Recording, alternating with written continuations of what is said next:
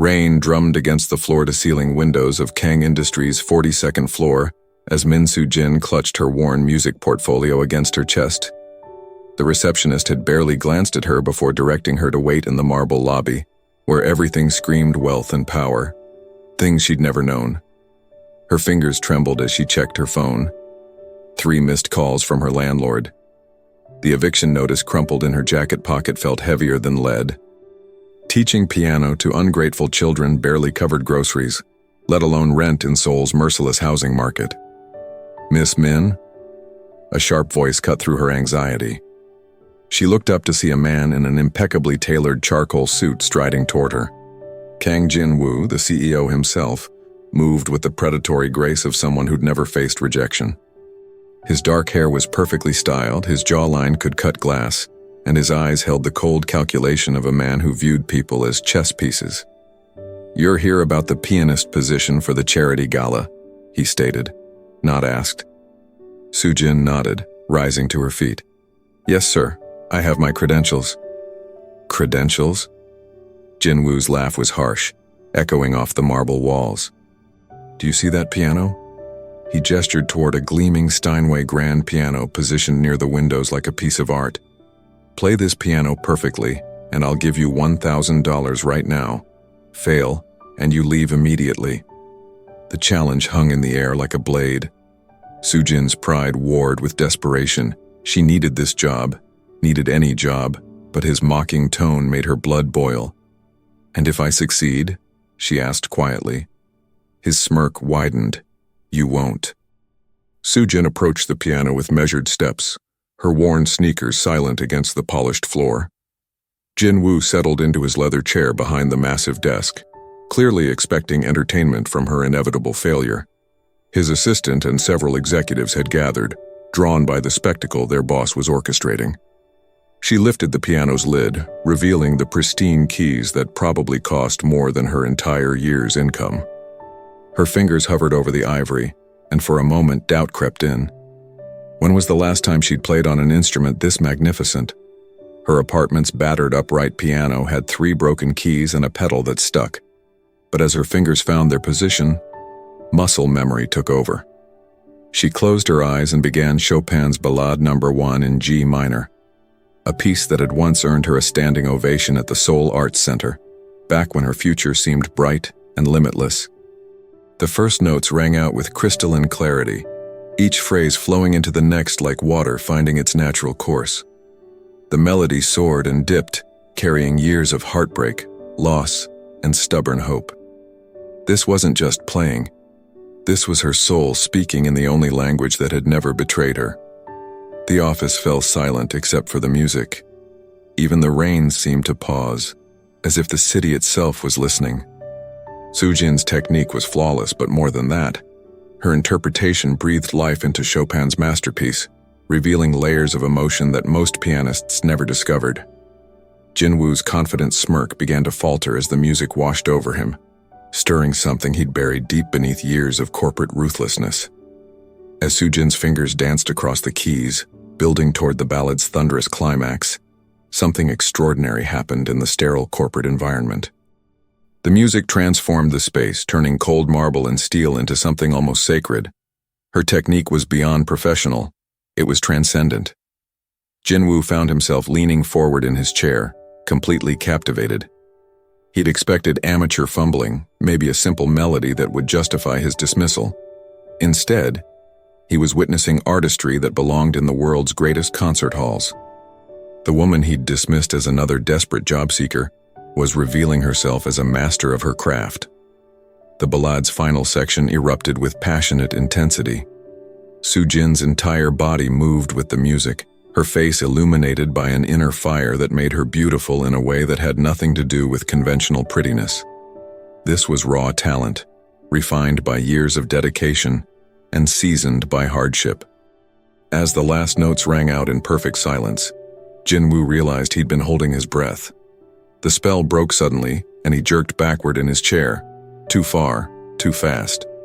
The expensive leather chair tilted beyond its balance point, and gravity claimed its victory.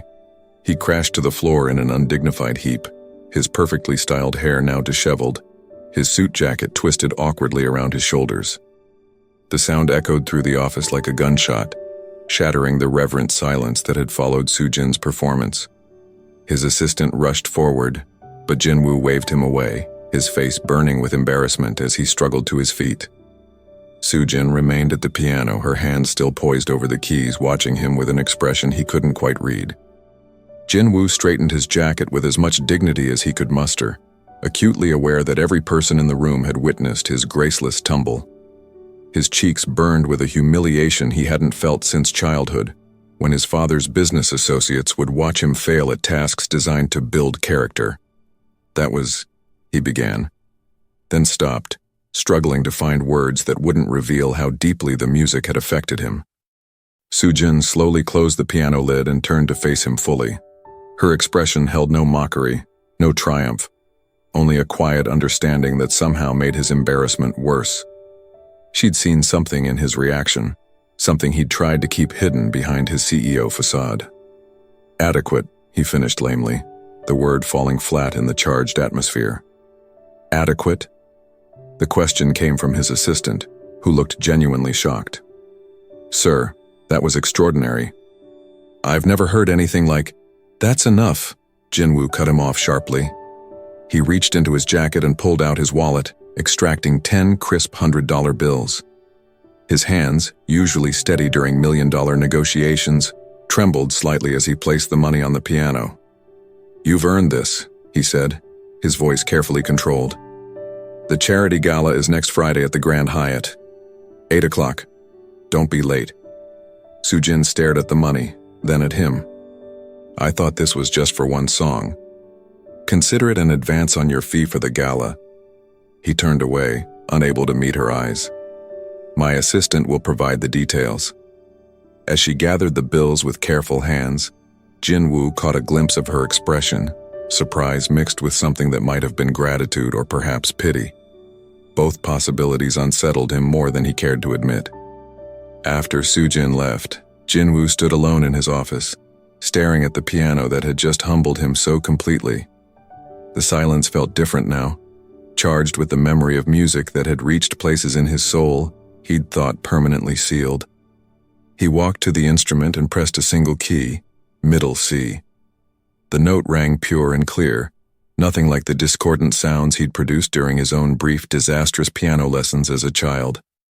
His father had insisted on them, declaring that a proper heir to Kang Industries should be cultured, refined. "Music is for dreamers and fools," his father had said after Jin-woo's third failed recital. "You're neither. Focus on what matters: power, money, control."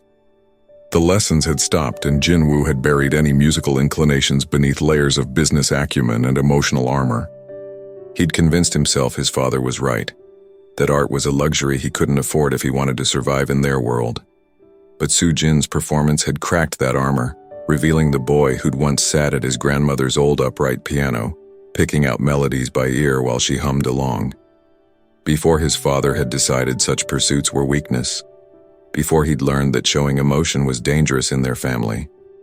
His phone buzzed with messages, board meetings, acquisition deals, the endless machinery of corporate life demanding his attention. But for once, Jin-woo ignored them all. Instead, he found himself researching Min Soo-jin online, driven by a curiosity he couldn't quite explain. What he discovered made his chest tighten with an emotion he refused to name. The search results painted a picture that made Jin-woo's throat constrict with unexpected emotion. Min Soo-jin had been a prodigy, a rising star in Seoul's classical music scene. Newspaper articles from 5 years ago showed a radiant young woman accepting awards, performing with the Seoul Philharmonic, her future blazing bright with promise. Then, abruptly, the article stopped. Jin-woo dug deeper, his corporate resources giving him access to information most people couldn't find. The truth emerged in fragments: a car accident that claimed her parents and younger brother, medical bills that devoured her family's savings, a promising career derailed by grief and financial ruin. She'd been 22 when her world collapsed, the same age he'd been when his father died and left him to navigate the corporate sharks alone. But where Jin-woo had hardened himself into steel, Sujin had somehow maintained her ability to create beauty from pain. He found recent photos from her teaching studio, a cramped space above a convenience store where she gave lessons to children whose parents could barely afford her modest fees. In every image, despite the obvious poverty of her surroundings, her smile was genuine when she looked at her young students. The contrast with his own life struck him like a physical blow.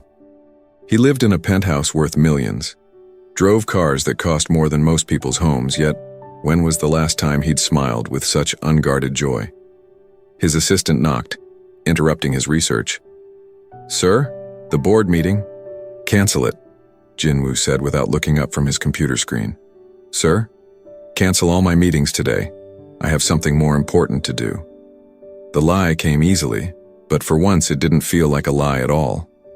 Sujin's neighborhood stood in stark contrast to the gleaming towers of Gangnam, where Kang Industries ruled from its glass and steel throne. Here, narrow alleys wound between aging buildings, laundry hung from tiny balconies, and the smell of street food mixed with exhaust fumes in the humid air. Jinwoo felt conspicuous in his expensive suit as he climbed the narrow stairs to her teaching studio.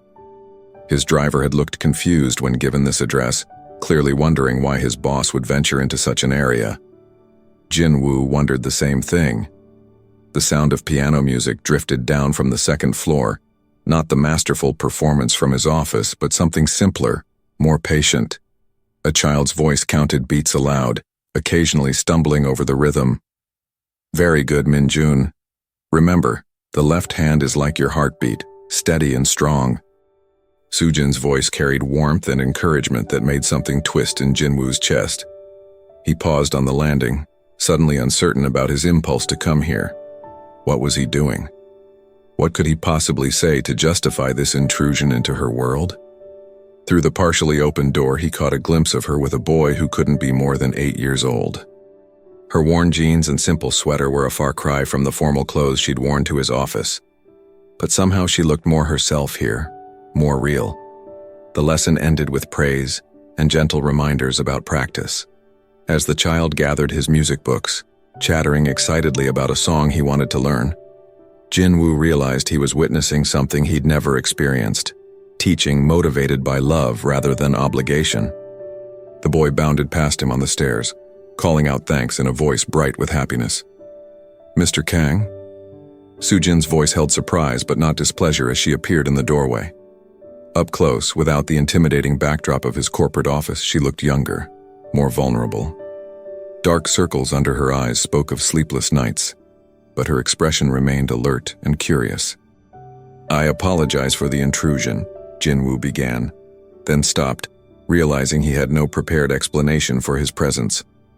In boardrooms, he commanded every conversation, but here, surrounded by the humble tools of her trade, words failed him. "Would you like some tea?" she offered, stepping aside to let him enter. The studio was smaller than his office bathroom, but every inch was utilized with careful efficiency. A battered upright piano dominated one wall, its wood scarred but lovingly maintained. Music books were organized in neat stacks, and a small table held a thermos and 2 mismatched cups. "I wanted to," Jinwoo started, then caught sight of a framed photograph on the piano. A younger Sujin stood between 2 people who were clearly her parents, a teenage boy grinning beside them. All 4 faces radiated happiness and hope. "My family," she said quietly, following his gaze. "Before." The simple word carried the weight of loss that no amount of money could heal. Jinwoo found himself studying her face, seeing past the surface to the strength it must have taken to rebuild her life from nothing. "I researched you," he admitted, the words coming out more bluntly than he'd intended. She poured tea into both cups, her movement steady, despite his confession. "I assumed you might. CEOs don't usually hire pianists without background checks. That's not why I came here." She handed him a cup, their fingers brushing briefly. "Then why did you?" Jinwoo accepted the tea, noting how the simple ceramic cup felt foreign in his hands after years of fine china and crystal. The liquid was warm and comforting, nothing like the expensive blends his assistant usually provided. "Your performance today?" he began, then paused, struggling with unfamiliar honesty. It reminded me of something I'd forgotten. Sujin settled into the worn chair beside her piano, waiting patiently for him to continue.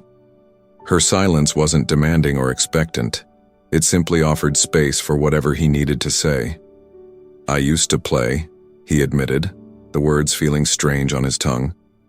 "Badly, but I played. My grandmother taught me before." He trailed off, unwilling to delve into the painful territory of his father's disapproval.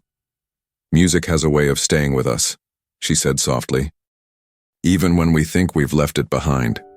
I haven't touched a piano in 20 years. But you still remember." It wasn't a question, and somehow her certainty unsettled him. How could she see so clearly what he'd spent decades hiding from himself?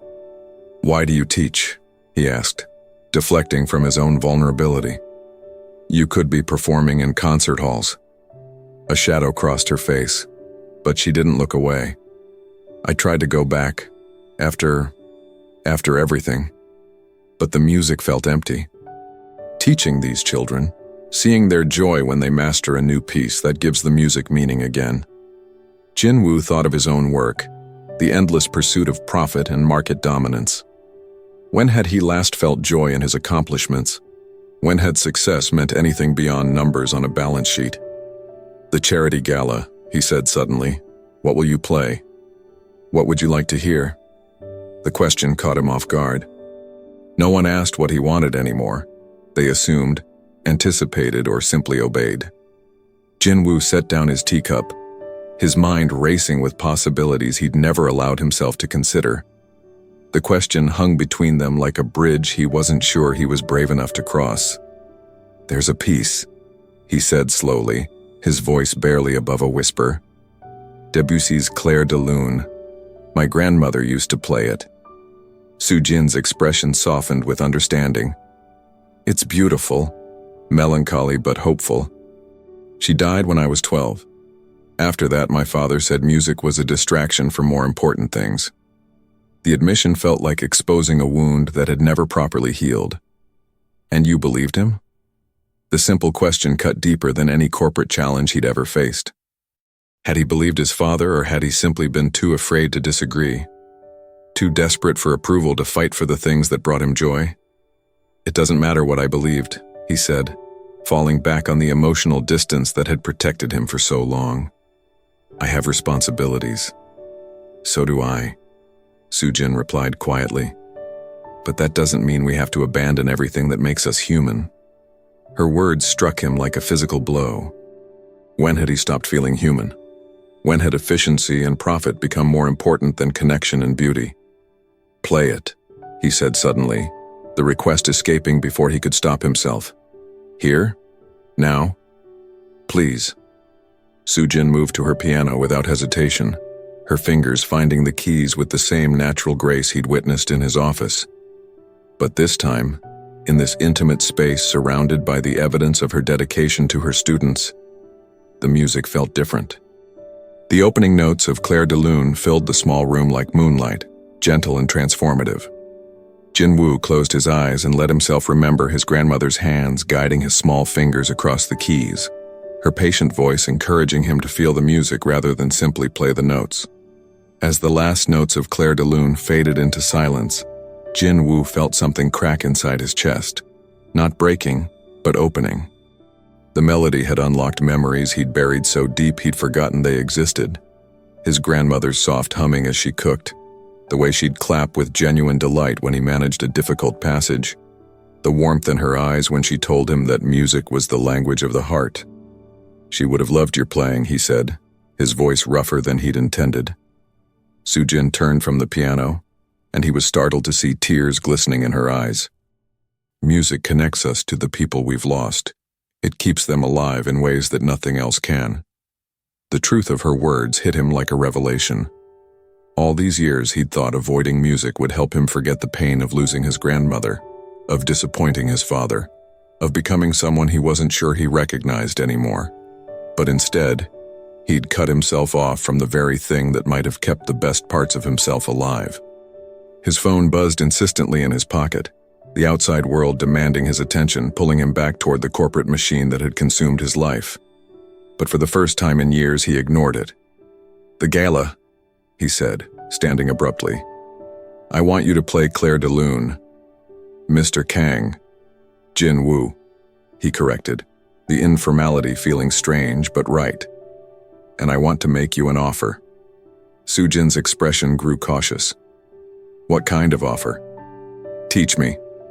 The words hung in the air between them, loaded with implications neither of them was ready to fully acknowledge. Jinwoo himself was shocked by the request. When had he decided this? When had the careful walls he'd built around his heart become a prison he was desperate to escape? "Teach you?" Soo-jin's voice held disbelief and something else, a flicker of hope that she quickly tried to suppress. "Mr. Kang, I don't think—" "Jinwoo," he corrected again, stepping closer to the piano. "And I'm serious. I want to remember what I lost. I want to understand why music could make me fall off a chair." Despite the gravity of the moment, a small smile tugged at her lips. "That was quite spectacular." "I have a reputation to maintain," he said, and was surprised to find himself almost smiling in return. "I can't have it getting around that a pianist brought down the CEO of Kang Industries with a single song." "It was a very good song," she pointed out. "It was a perfect song." The admission hung between them, heavy with meaning. They both knew he wasn't just talking about her technical skill, but about something deeper, the way her music had reached past his defenses and touched something he'd thought was dead. "I don't know if this is wise," Soo-jin said carefully. "You're my employer now, and I need this job. I can't afford to complicate things." Jinwoo understood her hesitation. In his world, personal relationships were weapons, vulnerabilities to be exploited.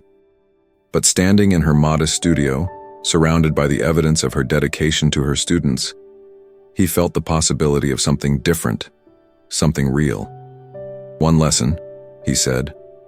"After the gala, if it doesn't work, we'll pretend this conversation never happened." She studied his face, searching for something he wasn't sure he was ready to reveal. Whatever she saw there must have convinced her, because she nodded slowly. "One lesson," she agreed. "But I warn you, I'm a demanding teacher." "I'm a demanding student." "We'll see about that." The Grand Hyatt's ballroom glittered with Seoul's elite crystal chandeliers casting prismatic light over designer gowns and tailored tuxedos. Jinwoo moved through the crowd with practiced ease, accepting congratulations on the charity's success while his eyes searched for one particular figure. He found Soo-jin near the stage, elegant in a simple black dress that somehow outshone every designer creation in the room. She was checking the piano one final time, her fingers testing the keys with the careful attention of a master craftsman examining her tools. "Nervous?" he asked, approaching her during a brief lull in the evening's program. "Always," she admitted, but her smile was steady. "It means I care about doing well. You'll be magnificent." Something in his tone made her look at him more closely. "Are you nervous?" The question caught him off guard. When had anyone last cared about his emotional state? When had anyone looked past his public facade to see the uncertainty beneath? "Terrified," he admitted quietly. "Of what?" "Of remembering too much. Of not remembering enough." She reached out and briefly touched his hand, a gesture so simple yet so intimate that it sent warmth shooting up his arm. "Music will only give you what you're ready to receive." The master of ceremonies announced her performance, and Soo-jin moved toward the piano with quiet confidence. Jinwoo found himself holding his breath as she settled at the bench, her hands poised over the keys. The opening notes of Claire de Lune floated across the ballroom, and the chattering crowd gradually fell silent. But Jinwoo heard nothing except the music and the memories it carried. His grandmother's voice, her gentle hands, the boy he'd been before the world taught him that vulnerability was weakness. As Soo-jin played, he felt that boy stirring to life again, tentative but undeniably real. The applause was thunderous, but Jinwoo barely heard it. He watched Soo-jin bow gracefully, her face luminous with the joy of sharing her gift, and felt something shift permanently in his chest. The careful distance he'd maintained from his own emotions for so many years had finally crumbled completely. After the formal program ended and the crowd began to disperse, he found her packing her music with the same careful attention she brought to everything she did. "That was extraordinary," he said, the words inadequate for what he'd experienced. "Thank you." She looked up at him, and he was struck again by the depth of understanding in her eyes. "How do you feel?" It was such a simple question, yet no one had asked it of him in years.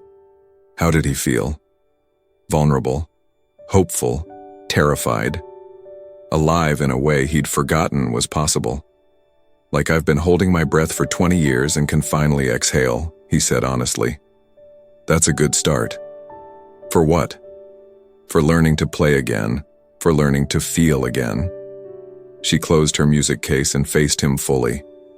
"The lesson you asked for, are you still interested?" "More than interested." "Tomorrow then, my studio, 2 o'clock. As she walked away, Jinwoo remained by the piano, his fingers hovering over the keys she'd just brought to life. Tomorrow, he would begin the journey back to the person he'd been before fear and ambition had hardened his heart. Tomorrow, he would start learning to make music again. But tonight, he simply stood in the fading glow of her performance and let himself feel the full weight of possibility. For the first time in decades, the future held something more precious than profit or power. It held the promise of connection, of beauty, of becoming human again. The piano keys gleamed in the ballroom's soft light, waiting patiently for hands brave enough to coax music from their silence. Tomorrow, those hands would be his,